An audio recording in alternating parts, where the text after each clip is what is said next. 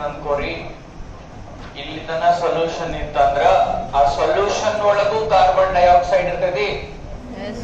ಮತ್ತ ಇಲ್ಲೇನ್ empty space ಐತಲ್ಲ, ವೇಕೆಂಟ್ ಸ್ಪೇಸ್, ಇಲ್ಲಿನೂ ಕಾರ್ಬನ್ ಡೈಆಕ್ಸೈಡ್ ಇರ್ತೈತಿ. ಈ ಎರಡು ಕಾರ್ಬನ್ ಡೈಆಕ್ಸೈಡ್ ಈಕ್ವಿಲಿಬ್ರಿಯಂ ನಾಗ ಇರ್ತಾವು, ಹೌದಿಲ್ಲ? ಕಾರ್ಬನ್ ಡೈಆಕ್ಸೈಡ್ ಗ್ಯಾಸ್ ಮತ್ತ carbon dioxide in the solution, ಇವೆರಡು ಈಕ್ವಿಲಿಬ್ರಿಯಂ ಇರ್ತಾವ. ಅಂದ್ರೆ ಏನರ್ಥ, ಎಷ್ಟು carbon dioxide above the solution, ಅಲ್ಲ ಸಾರಿ, ಎಷ್ಟು carbon dioxide into the solution ಹೊಂಟೈತಿ, ಅಷ್ಟ carbon dioxide out of the solution ಬರ್ತದೆ. ಅಥವಾ ಇದನ್ನ ಕನ್ನಡದಾಗ ಹೇಳಿದ್ರೆ, ಎಷ್ಟು ಗ್ಯಾಸ್ ಇಲ್ಲಿ ಮ್ಯಾಲೆ ಇರ್ತದೆ ಸೊಲ್ಯೂಷನ್ ಒಳಗೆ, ಎಷ್ಟು ಗ್ಯಾಸ್ ಸೊಲ್ಯೂಷನ್ ಒಳಗೆ ಹೊಂಟೈತಿ ಅಷ್ಟ ಗ್ಯಾಸ್ ಸೊಲ್ಯೂಷನ್ ಇಂದ ಹೊರಗೆ ಬರ್ತೈತಿ. ಸೊ ಹಿಂಗ್ ಈಕ್ವಿಲಿಬ್ರಿಯಂ ನಾಗ ಇರ್ತಾವು, ಹಿಂಗ್ ಈಕ್ವಿಲಿಬ್ರಿಯಂ ನಾಗ ಇರ್ತಾವು. ಇದನ್ನ ಈಕ್ವಿಲಿಬ್ರಿಯಂ ಡಿಸ್ಟರ್ಬ್ ಮಾಡ್ಬೇಕಂದ್ರೆ ಏನ್ ಮಾಡ್ಬೇಕಂತ ಹೇಳಿದ್ದೆ ನಾನು. ಈಕ್ವಿಲಿಬ್ರಿಯಂ ಡಿಸ್ಟರ್ಬ್ ಆಗುತ್ತಾ? ಈಕ್ವಿಲಿಬ್ರಿಯಂ ಡಿಸ್ಟರ್ಬ್ ಮಾಡೋದು ಇಂಪಾರ್ಟೆನ್ಸ್ ಬಹಳ ಐತ್ರಿ. ಮುಂದೆ ನಾನು ಹೇಳ್ತೀನಿ, ಈಕ್ವಿಲಿಬ್ರಿಯಂ ಡಿಸ್ಟರ್ಬ್ ಮಾಡ್ಬೇಕು. ಈಕ್ವಿಲಿಬ್ರಿಯಂ ಸಿಸ್ಟಮ್ ಇತ್ತಂದ್ರೆ ನಮ್ ತ್ರಾಸ, ಅದು ಚಲೋ. System loves to be in equilibrium, but reaction ಮಾಡೋರಿಗೆ ಉಪಯೋಗ ಇಲ್ಲ. ಅದು ಎದಕ್ಕೆ ಉಪಯೋಗ ಇಲ್ಲ? ನಾ ಅಮೋನಿಯಾ ಎಕ್ಸಾಂಪಲ್ ತಗೊಂಡು ಹೇಳಿದೆ. ನೈಟ್ರೋಜನ್ ಹೈಡ್ರೋಜನ್ ತಗೊಂಡ್ಬರ್ತೀನಿ, ರಿಯಾಕ್ಟ್ ಆಗಿ ಏನ್ ಕೊಡ್ತಾವ? ಅಮೋನಿಯಾ ಕೊಡ್ತಾವ. ಸ್ವಲ್ಪ ಹೊತ್ತು ಬಿಟ್ಟು ಅಮೋನಿಯಾ ಇದ್ದಿದ್ದು ನೈಟ್ರೋಜನ್ ಹೈಡ್ರೋಜನ್ ಕೊಡೋದು ವಾಪಸ್. ಹಾ ಓಕೆ, ಕೊಡ್ತಾ ಅನ್ಕೋರಿ. ಸ್ವಲ್ಪ ಹೊತ್ತು ಬಿಟ್ಟು ಆಮೇಲೆ ಏನಾಗುತ್ತೆ, ಎಷ್ಟು ನೈಟ್ರೋಜನ್ ಹೈಡ್ರೋಜನ್ ರಿಯಾಕ್ಟ್ ಆಗಿ ಅಮೋನಿಯಾ ಕೊಡೋದು, ಕಂಟಿನ್ಯೂಸ್ ಸ್ಟೇಟ್ಮೆಂಟ್, ಅಷ್ಟ ಅಮೋನಿಯಾ ವಾಪಸ್ ನೈಟ್ರೋಜನ್ ಹೈಡ್ರೋಜನ್ ಕೊಡಕ. ಹೆಂಗ್ ಮಾಡಿದ್ರ ನನಗೆ ಏನ್ ಯೂಸ್? ರಿಯಾಕ್ಷನ್ ಮಾಡ್ಸಕ್ ಹೋಗಿನಲ್ಲ, ರಿಯಾಕ್ಷನ್ ಮಾಡ್ಸಂಗ ಅಮೋನಿಯಾರ ಬೇಕು ಆತ್ಪ, ನೀವು ಅಮೋನಿಯಾ ಕೊಡಂಗಿಲ್ಲ, ಹೊಳ್ಳಿ ನನ್ನ ರಿಯಾಕ್ಟೆಂಟ್ ಸರ್ ಕೊಟ್ಬಿಟ್ಟು ತಗೊಂಡ್ ಮನಿದ್ರೆ ಹೋಗ್ತೀನಿ, ನೈಟ್ರೋಜನ್ ಹೈಡ್ರೋಜನ್ ಕೊಟ್ಬಿಟ್ಟು ಹೋಗ್ಬಿಡ್ತೀನಿ. ನೀ ಅದು ಸ್ವಲ್ಪ ಇದು ಇದು ಅದು ಅದು ಇದು ಇದು ಅದು ಏನ್ ಆಟ ಆಡಕ್ಕೆ ಅದಕ್ಕೆ ಮಜಾ. System loves to be in equilibrium because nothing happens but lot of things happen. It appears static, but it is dynamic. It's good for the system, not for us. So reaction ಆಗಬೇಕು ಅಂದ್ರೆ ಏನ್ ಮಾಡಬೇಕು? Equilibrium disturb ಮಾಡಬೇಕು. ಹೆಂಗ್ ಮಾಡಬೇಕು, ಏನ್ ಮಾಡಬೇಕು ಅದನ್ನ ಮುಂದೆ ಡಿಸ್ಕಷನ್ ಮಾಡ್ಕೊಂಡು ಹೋಗೋಣ. ಓಕೆ, ಇಲ್ಲಿ ಲಾ ಏನಿದೆ, ಹೆನ್ರೀಸ್ ಲಾ ಹೆಡಿಂಗ್ ಹಾಕಿ. ಮತ್ತೆ ನಾನು ಸ್ಟೇಟ್ಮೆಂಟ್ ಬರೆಸ್ತೀನಿ, ಬರೆಸಿ ಎಕ್ಸ್ಪ್ಲೈನ್ ಮಾಡ್ತೀನಿ. ಹೆನ್ರೀಸ್ ಲಾ, ಹೆನ್ರೀಸ್ ಲಾ ಬರ್ಕೋರಿ. ನಿಮ್ಮ ಬೇಸ್ ಬುಕ್ ಆಯ್ತು.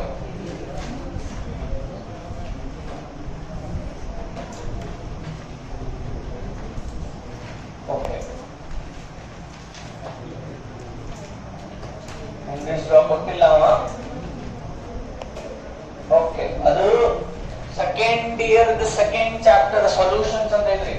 ಅದ್ರೊಳಗೆ ಹೆನ್ರೀಸ್ ಲಾ ಮತ್ತೆ ಬರ್ತೈತಿ. ಆದ್ರೆ ಇಲ್ಲೂ ಬರ್ತೈತೆ. ಅದು ನಮ್ಮ NCERT ಸುಮ್ಮನೆ ಕೊಟ್ಟಾರ, ಅಲ್ಲಿ ಕೊಟ್ಟಿರ್ಲಿಕ್ಕಿಲ್ಲ. ಇಟ್ಸ್ ಫೈನ್, ನಾ ಬರ್ಸ್ತೀನಿ, ಬರ್ಕೋರಿ. At a given temperature, at a given temperature, the mass of a gas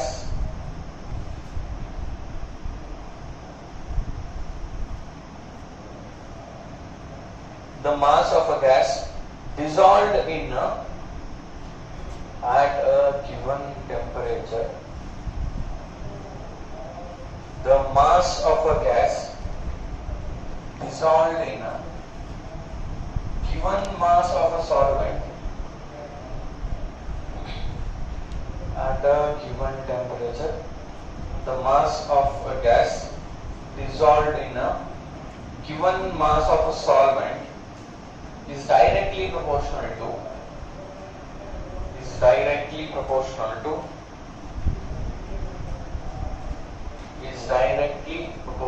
to the pressure of the gas, is directly proportional to the pressure of the gas above the solvent, is directly proportional to pressure of the gas above the solvent, pressure of the gas above the solvent. I'll repeat the statement. At a given temperature, the mass of a gas dissolved in a given mass of a solvent is directly proportional to the pressure of the gas above the solvent. ಈಗ ಒಂದು ಕೆಲಸ ಮಾಡಿ, ಇದನ್ನ ಅಲ್ಲಿ ಓದಕ್ start ಮಾಡ್ರಿ, ಇಲ್ಲಿ ಹಚ್ಕೊಳ್ರಿ. ನಡು ನಾ ಪಾಸ್ ಮಾಡ್ರಿ, ಪಾಸ್ ಮಾಡಬೇಕು, ಓದ್ಕು ಅಂತ ಅರ್ಥ ಮಾಡ್ಕೊಳ್ರಿ. ಇದು ಏನು ಲಾ ಅಂತ ಸ್ಟಾರ್ಟ್ ಮಾಡ್ರಿ. at given temperature, the mass of a gas dissolved in a given mass of a solid. The mass of a gas ಅಂದ್ರೆ ಇದ್ರ ಬಗ್ಗೆ ಮಾತಾಡ್ತಾರೋ ಅಂದ್ರೆ ಆ ಸೊಲ್ಯೂಷನ್ ಒಳಗಿರೋದು. ಸೊಲ್ಯೂಷನ್ ಆಗ್ಬೇಕಂದ್ರೆ ಸೊಲ್ಯೂಟ್ ಸಾಲ್ವೆಂಟ್ ಎರಡು ಸೇರಿ ಸೊಲ್ಯೂಷನ್ ಆಗುತ್ತೆ. ಸೊ ಇಲ್ಲೇ ನೀರು ಸಾಲ್ವೆಂಟ್ ಅನ್ಕೋರಿ ನಾವು, ಇದು ಬರೇ ನೀರು ಅನ್ಕೋರಿ, ಮತ್ತೆ ಅದ್ರಾಗ ಕಾರ್ಬನ್ ಡೈಆಕ್ಸೈಡ್ ಹೋಗಿದೆ. So given the mass of a gas dissolved in a given mass of solvent, ಇದು ಫಿಕ್ಸ್ ಇತ್ತು ಅನ್ಕೋರಿ. ಅದ್ರ ಒಳಗೆ ಎಷ್ಟು ಗ್ಯಾಸ್ ಐತಿ ಅನ್ನೋದು is directly proportional to continue ಮಾಡ್ತೀವಿ. ಅಂದ್ರ ಎಲ್ಲಿರೋ ಗ್ಯಾಸ್ ಇದು ಮ್ಯಾಲಿಂದ ಕೆಳಗಿನ ಮಾತಾಡತಾನ, ಕೆಳಗೆ ಸೊಲ್ಯೂಷನ್ ಇರೋದು ಮಾತಾಡತಾನಿಲ್ಲ. that is directly proportional to continue pressure of the gas. ನೋಡಿ pressure of the gas above the solvent. ಇಲ್ಲಿ ಮೇಲೆ ಇರೋ ವೇಕೆಂಟ್ ಸ್ಪೇಸ್ ಒಳಗಿರೋ ಗ್ಯಾಸ್ ಇದು ಪ್ರೆಷರ್ ಮೇಲೆ ಇಲ್ಲಿ ಎಷ್ಟು ಗ್ಯಾಸ್ ಐತಿ ಅನ್ನೋ ಡಿಪೆಂಡ್ ಆಗುತ್ತೆ. ಈ ಸೊಲ್ಯೂಷನ್ ಒಳಗೆ ಎಷ್ಟು ಗ್ಯಾಸ್ ಹೋಗೈತಿ ಅನ್ನೋದು ಆ ಸೊಲ್ಯೂಷನ್ ಮೇಲೆ ಅಥವಾ ಸಾಲ್ವೆಂಟ್ ಮೇಲೆ ಏನ್ ಗ್ಯಾಸ್ ಇರ್ತದಲ್ಲ ಆ ಗ್ಯಾಸ್ ಪ್ರೆಷರ್ ಮೇಲೆ ಡಿಪೆಂಡ್ ಆಗುತ್ತೆ. ಈ ಗ್ಯಾಸ್ ಪ್ರೆಷರ್ ಜಾಸ್ತಿ ಇತ್ತಂದ್ರ ಒಳಗ ಹೋಗಿರೋ ಗ್ಯಾಸ್ ಜಾಸ್ತಿ ಆಗುತ್ತೆ. ಈ ಗ್ಯಾಸ್ ಪ್ರೆಷರ್ ಕಡಿಮೆ ಇತ್ತಂದ್ರ ಒಳಗಂದ್ರೆ ಸೊಲ್ಯೂಷನ್ ಒಳಗ ಹೋಗಿರೋ ಗ್ಯಾಸ್ ಕ್ವಾಂಟಿಟಿನೂ ಕಡಿಮೆ ಇರುತ್ತೆ. ಎದಕ್ಕೆ ಅದನ್ನೇ ಸಿಂಪಲ್ ವಿಚಾರ ಮಾಡಿ. ಈ ಗ್ಯಾಸ್ ಯಾವ gas gas which is in the vacant space which is above the solution, ಇದು ನಮ್ಮ ಸೊಲ್ಯೂಷನ್. ಸೊಲ್ಯೂಷನ್ ಮ್ಯಾಲ್ ಇರೋ ಗ್ಯಾಸ್ ಹಿಂಗ ಪ್ರೆಷರ್ ಹಾಕಿದ್ರ ಈ ಕಡೆ ಡೈರೆಕ್ಷನ್ ಫೋರ್ಸ್ ಹಾಕಿದ್ರ ಇವು ಜಾಸ್ತಿ ಒಳಗೆ ಹೋಗ್ತಾವ. ಈ ಕಡೆಯಿಂದ ಫೋರ್ಸ್ ಕಡಿಮೆ ಐತಿತ್ತು, ಪ್ರೆಷರ್ ಕಡಿಮೆ ಐತಂದ್ರೆ ಅವು ಅಲ್ಲೇ ಒಳಗೆ ಹೋಗಲ್ಲ. ಸೊ ಇಲ್ಲಿ ಒಳಗ್ ಹೋಗಿರೋ ಒಳಗ ಹೊರಗ ಅಂದ್ರೆ ಒಳಗಂದ್ರೆ ನಾ ಸೊಲ್ಯೂಷನ್ ಒಳಗೆ ಬಗ್ಗೆ ಮಾತಾಡ್ತೇನೆ, ಹೊರಗಂದ್ರೆ ಈ ವೇಕೆಂಟ್ ಸ್ಪೇಸ್ ಐತಲ್ಲ ಇಲ್ಲ. ಸೊ ಈ ಸೊಲ್ಯೂಷನ್ ಒಳಗ ಅಥವಾ ಈ ಸಾಲ್ವೆಂಟ್ ಒಳಗ ಹೋಗಿರೋ ಗ್ಯಾಸ್ ಎಷ್ಟು ಕ್ವಾಂಟಿಟಿ ಹೇಳೋದು ಕರೆಕ್ಟ್ ಆಗಿಲ್ಲ. ಸೊ ಜಾಸ್ತಿ ಹೋಗಿತ್ತು ಗ್ಯಾಸ್ ಏನ್ ಕಡಿಮೆ ಹೋಗಿತ್ತು ಇದ್ರೊಳಗ ಸೊಲ್ಯೂಷನ್ ಒಳಗ, ಅಥವಾ ಆ ಸೊಲ್ಯೂಷನ್ ನೀವು ಕೋಕೋ ಕೋಲಾ ಬಾಟಲ್ ಅಥವಾ ಟೀನ್ ನೋಡಿದ್ರ ಆ ಸೊಲ್ಯೂಷನ್ ಜಾಸ್ತಿ ಬಬಲ್ಸ್ ಅದಾವೋ ಏನ್ ಕಡಿಮೆ ಬಬಲ್ಸ್ ಅದಾವೋ ಅನ್ನೋದು ಆ ಸೊಲ್ಯೂಷನ್ ಮೇಲೆ ಏನ್ ಗ್ಯಾಸ್ ಇರ್ತದಲ್ಲ ಆ ಗ್ಯಾಸ್ ಪ್ರೆಷರ್ ಮೇಲೆ ಡಿಪೆಂಡ್ ಆಗಿರ್ತೈತಿ. ಈ ಗ್ಯಾಸ್ ಪ್ರೆಷರ್ ಜಾಸ್ತಿ ಇದ್ರ ಸೊಲ್ಯೂಷನ್ ಜಾಸ್ತಿ ಬಬಲ್ಸ್ ಇರ್ತಾವ, ಅಂದ್ರೆ ಜಾಸ್ತಿ ಗ್ಯಾಸ್ ಒಳಗೆ ಹೋಗೈತಿ ಸೊಲ್ಯೂಷನ್ ಒಳಗೆ. ಇದು ಪ್ರೆಷರ್ ಕಡಿಮೆ ಇದ್ರ ಕಡಿಮೆ ಗ್ಯಾಸ್ ಒಳಗೆ ಹೋಗಿರ್ತೈತಿ ಅಷ್ಟ. ಅರ್ಥ ಆದ? ಈಗ ಒಮ್ಮೆ ಓದ್ರಿಂದ ಎಲ್ಲರೂ ಸೇರಿ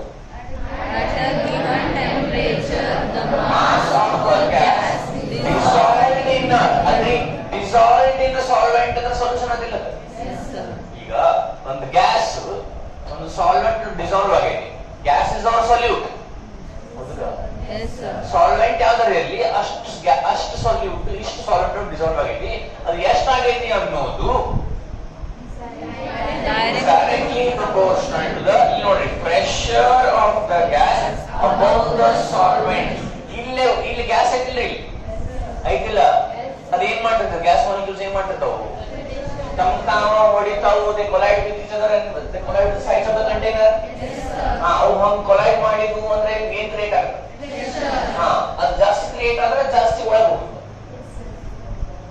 ಅದು ಜಾಸ್ತಿ ಕ್ರಿಯೇಟ್ ಆಗಲಿಲ್ಲ, ಸ್ವಲ್ಪ ಕ್ರಿಯೇಟ್ ಆದ್ರೆ ಸ್ವಲ್ಪ ಸೊಲ್ಯೂಷನ್ ಒಳಗೆ ಹೋಗುತ್ತೆ. ಹೌದಿಲ್ಲ? ಅಷ್ಟೇ.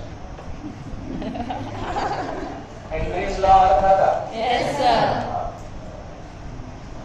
ನೆಕ್ಸ್ಟ್ ಟಾಪಿಕ್ ಹೆಡ್ಡಿಂಗ್ ಹಾಕೊಳ್ಳಿ, ಲಾ ಆಫ್ ಮಾಸ್ ಆಕ್ಷನ್. ಈ ಹೆನ್ರೀಸ್ ಲಾ 1 ಮಾರ್ಕ್ ಕೇಳಬಹುದು. ಡಿಫೈನ್ ಹೆನ್ರೀಸ್ ಲಾ, ಸ್ಟೇಟ್ ಹೆನ್ರೀಸ್ ಲಾ 1 ಮಾರ್ಕ್ ಕೇಳಿದ್ರೆ ಅದಕ್ಕೆ next heading law of mass action. Law of mass action.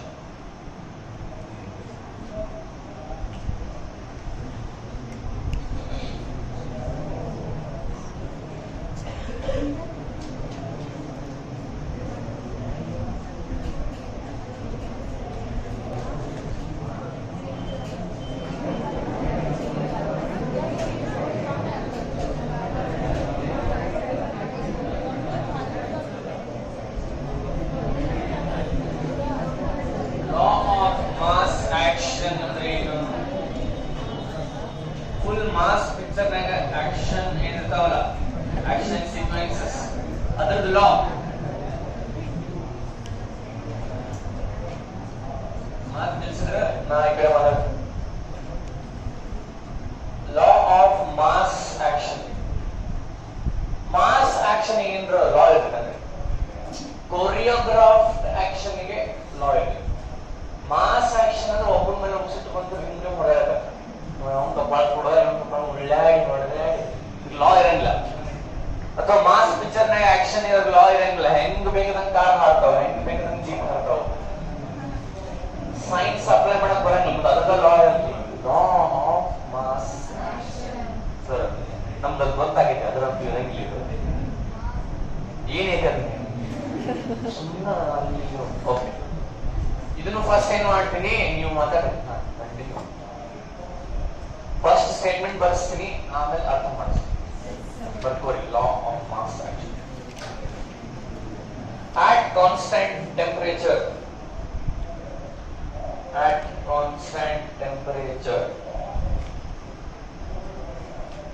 the rate of a chemical reaction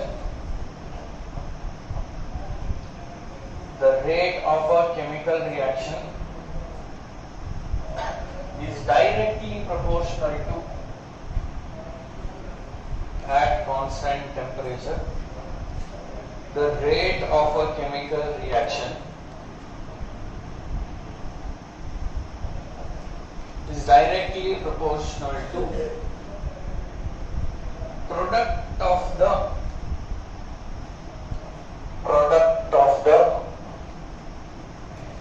active masses, product of the active, ACTIVE, active masses of the reactants, at constant temperature, the rate of a chemical reaction is directly proportional. Innu marko start madidre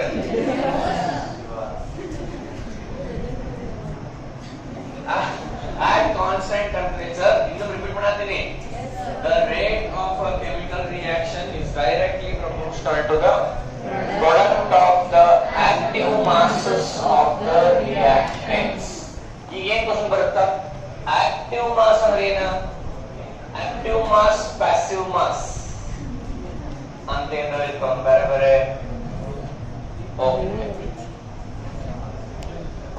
consider this reaction. ನೋಡ್ರಿ ಎಲ್ಲರೂ,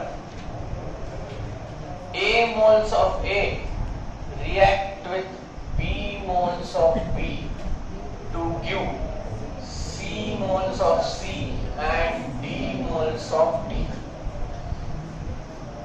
ಹಿಂಗಿದಂಗಿದೆ. N2 plus 3H2 gives 2NH3. ಇಲ್ಲಿ ಏನಿಲ್ಲ ಅಂದ್ರೆ 1 ಇದ್ದಂಗ. ಇದು 3 B3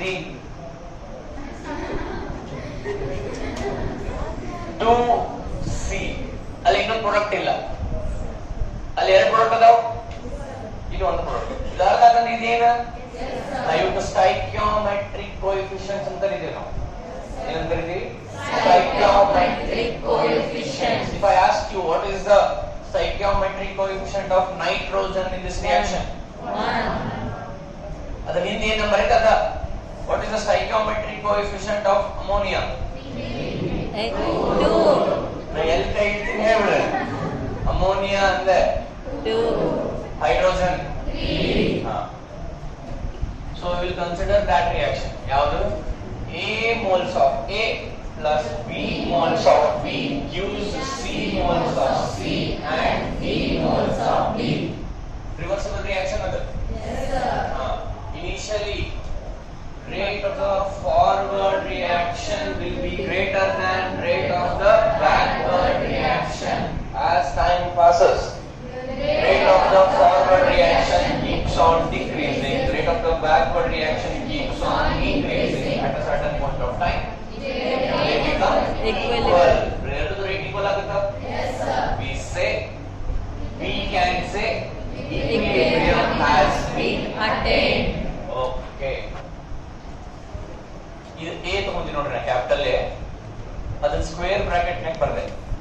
bracket ನಾಗ ಬರೋದ್ರಿಂದ ಏನರ್ಥ ಮೋಲಾರ್ ಈಗ ನೋಡ್ರಿ ಹಿಂಗ್ ಬರೆದ್ರ ಬರೀ ಎ ಅಂತ ಓದ್ಬೇಕು. ಅದನ್ನ ಸ್ಕ್ವೇರ್ ಬ್ರಾಕೆಟ್ ನಾಗ ಬರೆದ್ರ ಮೋಲಾರ್ ಕಾನ್ಸಂಟ್ರೇಷನ್ ಆಫ್ ಎ ಅಂತ ಓದ್ಬೇಕು. ಏನಿದು molar concentration of what is molarity? What is molarity? Number of moles of solute containing 1 liter of the solution. So ಯಾವುದು solution ಅಂದ್ರೆ ಮೊಲಾರಿಟಿ 3m. ಐದನೇ ಏನರ್ಥ? ಅದ ಏನರ್ಥ?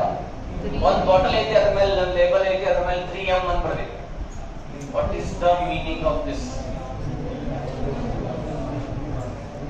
ಆ ಸೊಲ್ಯೂಷನ್ ಅದು 1 ಲೀಟರ್ ನ ತಗೊಂಡ್ರ ಅದ್ರಾಗ 3 moles of solute ಇರುತ್ತ. 3m NaCl ಅಂತ ಬರೆದಿದೆ ಅನ್ಕೋತೀರ. If I take 1 liter of that solution, I will be having 3 moles of sodium chloride in it. ಅದನ್ನ ಗ್ರಾಮ್ಸ್ ನ ಹೇಳ್ರಿ ನೋಡು. 3 moles of grams, 3 moles of NaCl gram ನ ಹೇಳ್ರಿ. ಭಾಳ ಡಿಫಿಕಲ್ಟ್ ಕ್ವಶನ್ ಕೇಳಿನ ಸರ್ ಮಾಡಿ ಇಲ್ಲಾಂದ್ರೆ ಇವತ್ತೊಂದು ದಿವಸ ಕ್ಯಾಲ್ಕುಲೇಟ್ ಮಾಡ್ರಿ ನಾ ಹೇಳಿ. ಹಾ ಎಸ್ ಸರ್ 1 mole NaCl ಅಂದ್ರ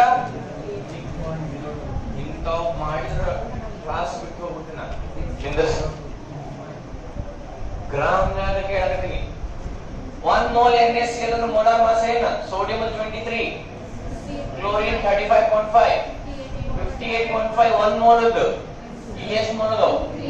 3 into 58.5 ಮಾಡೋದು ಎಷ್ಟು ಬರುತ್ತೆ? ಹಾ ಹೇಳ್ಬೇಕು 176 grams ಅಂತ ಹೇಳ್ಬೇಕು. ನಮ್ಗೆ ಒಮ್ಗೆ 58.5 into 3 ಮಾಡಕ್ ಬರ್ಬೇಕಲ್ಪ. ಓಕೆ ಅದ ಅರ್ಥ. ನಿಮ್ಗೆ ಅಟ್ಲೀಸ್ಟ್ ಅದು 58.5 into 3 ಮಾಡ್ಬೇಕು ಅಂತ ಗೊತ್ತಾಗ್ಬೇಕು. ಅದ ಗೊತ್ತಾಗಿಲ್ಲ ನಿಮ್ಗೆ. ಒಂದನೇ ಚಾಪ್ಟರ್ ನಾನು ಹೇಳಿ some basic concepts of chemistry. ಇನ್ನೊಂದು ಹಂಗ ಎಕ್ಸಾಂಪಲ್.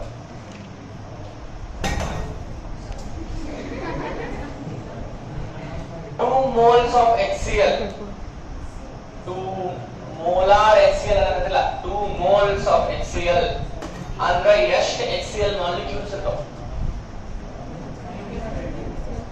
ಎಷ್ಟು HCl ಮಾಲಿಕ್ಯೂಲ್ಸ್ ಇರ್ತಾವ? ನನ್ನ ಕ್ವಶನ್ ಕೇಳಿ. ಎಷ್ಟು HCl ಮಾಲಿಕ್ಯೂಲ್ಸ್ ಇರ್ತಾವು? ಎಷ್ಟು ಗ್ರಾಮ್ ಅಂದಿಲ್ಲ.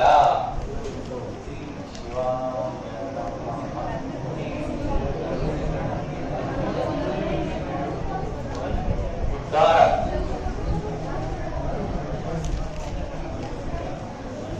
2 moles HCl ಅಂದ್ರ ಎಷ್ಟು ಮಾಲಿಕ್ಯೂಲ್ಸ್ ಆಫ್ HCl ಇರ್ತಾವು? ನನ್ನ ಕ್ವಶನ್ ಅರ್ಥ ಆಗತ್ತೆ ನೀವು? 1 mole of HCl ಅಂದ್ರೆ ಎಷ್ಟು ಮಾಲಿಕ್ಯೂಲ್ಸ್ ಇರ್ತಾವ? 6. ನೋಡಿ ನಾನೀಗ ಮನೆಗೆ ಹೋಗು ನಮ್ಗೆ ಓದಬೇಕಾಗಿದೆ. 1 mole ಅಂದ್ರೆ ಎಷ್ಟು molecules? 6.023 into 10 raised to 23 molecules. 2 moles ಅಂದ್ರೆ 2 into 6.023 into 10 raised to 23 molecules. ಆಗ್ಲೇ ಗ್ರಾಮ್ ಕೇಳಿದೆ. ಹೌದು, ಆಗ್ಲೇ ಗ್ರಾಮ್ ಕೇಳಿದೆ. ಪ್ರತಿ ಸಲ ಅದ ಕೇಳಿದೆ ನಾನು.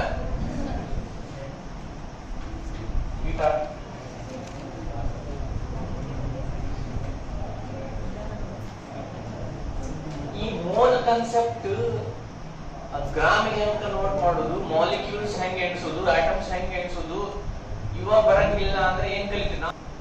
ಅಷ್ಟು ಸ್ಲೋ ಹೇಳಿ ಪ್ರತಿ ಸ್ಟೆಪ್ ಡಿಟೇಲ್ ಎಕ್ಸ್ಪ್ಲೇನ್ ಮಾಡಿದ ಅರ್ಥ ಅದ್ರ ಯೂಸ್ ಏನು? ಹಿಂಗ್ ಮಾಡಿದ್ರೆ ನೀವು ಈಗ 2 mole HCl ಎಷ್ಟು ಗ್ರಾಮ್ ಹೇಳ್ರಿ? 2 mole HCl ಗ್ರಾಮ್ ಎಷ್ಟು?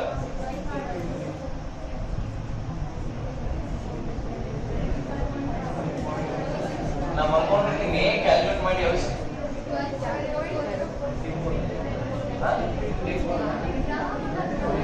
2 mole HCl ಅಂದ್ರೆ ಎಷ್ಟು ಗ್ರಾಮ್?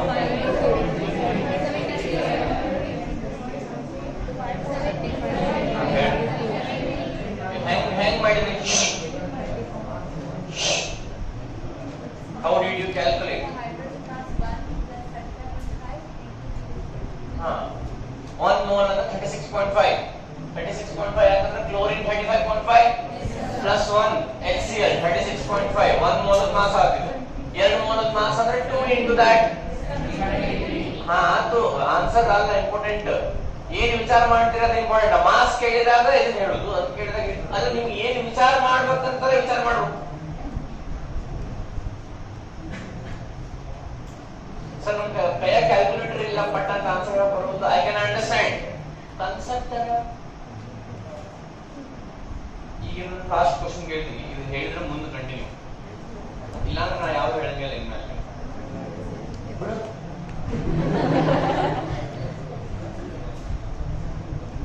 ನಾವು ರೋಹಿತ್ ಸರ್ಗೆ ಪುನೀತ್ ಸರ್ಗೆ ಹೇಳಿ ಚಲೋ ಕೆಮಿಸ್ಟ್ರಿ ಲೆಕ್ಚರ್ ಕರ್ಸ್ಕೊಂಡಿವಿ ಈಗ ಹೋಗ್ಬಿಡಿ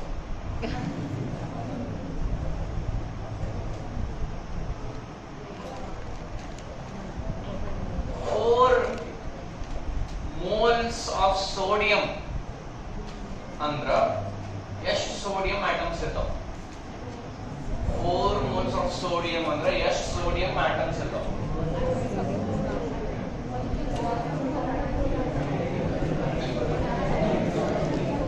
4 moles of sodium ಅಂದ್ರ ಎಷ್ಟು ಸೋಡಿಯಂ ಆಟಮ್ಸ್ ಇರ್ತಾವ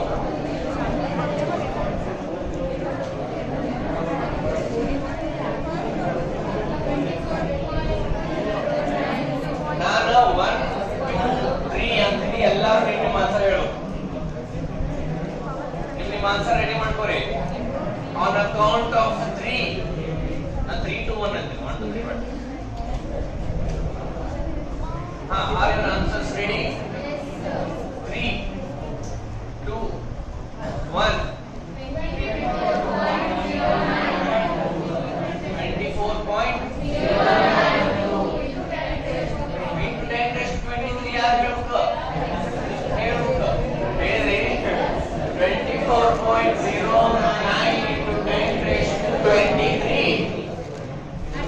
atoms of sodium ಹೌದಿಲ್ಲ yes sir ಈಗ ಇದ್ದ ಕ್ವೆಶ್ಚನ್ ಗೆ ಆನ್ಸರ್ ಮಾಡಿ 4 moles of sodium ಅಂದ್ರೆ ಎಷ್ಟು ಗ್ರಾಮ್ 4 moles of sodium ಅಂದ್ರೆ ಎಷ್ಟು ಗ್ರಾಮ್ 1 mole of sodium ಅಂದ್ರೆ ಎಷ್ಟು ಗ್ರಾಮ್ 1 mole of sodium ಅಂದ್ರೆ ಎಷ್ಟು ಗ್ರಾಮ್ 20 into ಎಷ್ಟು 92 ಹಾ ಇನ್ನೊಮ್ಮೆ ಇಂಥ ಕ್ವಶನ್ ಕೇಳಿದ್ರೆ ತಪ್ಪು ಆನ್ಸರ್ ಮಾಡಬೇಕು ನಾ ಮಾಡ್ತೀನಿ ಕರೆಕ್ಟ್ ಆನ್ಸರ್ ಬರೇ ಎ ಅಂತ ಬರೆದ್ರೆ ಏನರ್ಥ ಬರೇ ಎ ಅಂತ ಅರ್ಥ ಅದನ್ನ ಸ್ಕ್ವೇರ್ ಬ್ರಾಕೆಟ್ ನಾಗ ಬರೆದ್ರೆ ಏನರ್ಥ ಮೋಲಾರ್ ಕಾನ್ಸಂಟ್ರೇಷನ್ ಆಫ್ ಎ ಅಂತ ಅರ್ಥ ಹಾ ಈಗ ಲಕ್ಷ ಕೊಡ್ರಿ ಆಕ್ಟಿವ್ ಮಾಸ್ ಅಂತ ಅರ್ಥ ಅಲ್ಲೇ ಆಕ್ಟಿವ್ ಮಾಸ್ ಅಂದ್ರೆ ಏನು ಲಕ್ಷ ಕೊಡ್ರಿ ಆ ರಿಯಾಕ್ಟೆಂಟ್ ದ ಸ್ಕ್ವೇರ್ ಬ್ರಾಕೆಟ್ ನ ಬರಿಬೇಕಂದ್ರೆ molar concentration of A raised to its stoichiometric coefficient ಮಾಡಿದ್ರೆ ಇದು active mass what is active mass of A ಅಂತ ಕೇಳಿದ್ರೆ ಏನ್ ಮಾಡ್ಬೇಕು ನೀವು molar concentration of A raised to A its raised to its stoichiometric coefficient active mass of C ಏನಂತ ಕೇಳಿದ್ರ molar concentration of C raised to its stoichiometric coefficient is active mass ಅರ್ಥ ಆಗಲಿ ಈಗ ಈ ಲಾ ಅರ್ಥ ಮಾಡ್ಕೊಳ್ಳೋಣ ಲಾ ಆಫ್ ಮಾಸ್ ಆಕ್ಷನ್ ಓದ್ಕೊಂತ explain ಮಾಡ್ತೇನೆ at constant temperature the rate of a chemical reaction ಈಗ ಯಾವ್ದಾದ್ರು ಒಂದು ರಿಯಾಕ್ಷನ್ ಡಿಸೈಡ್ ಮಾಡ್ಬೇಕು ನಾವು ಫಾರ್ವರ್ಡ್ ರಿಯಾಕ್ಷನ್ ಯಾವ್ದಿಲ್ಲ A plus B gives C and D backward reaction C and D react to give back A and B so forward reaction consider ಮಾಡೋಣ ನಾವು consider ಮಾಡಿ ಇದನ್ನ ಅಪ್ಲೈ ಮಾಡೋಣ rate of a chemical reaction rate of forward reaction ಅಂತ ಬರೀತೀನಿ ನಾನು is directly proportional to al nodri right illale rate of at constant temperature al nodri at constant temperature rate of a chemical reaction ya reactions adina tagondiddu forward reaction is directly proportional to product of active masses of the reactants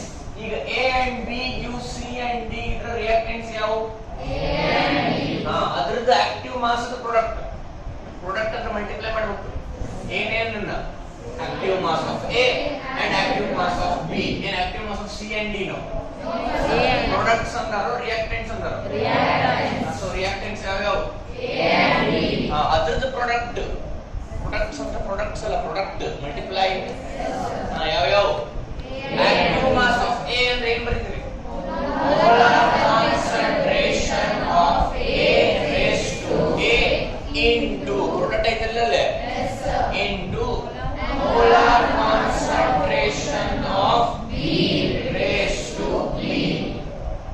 This is the law of mass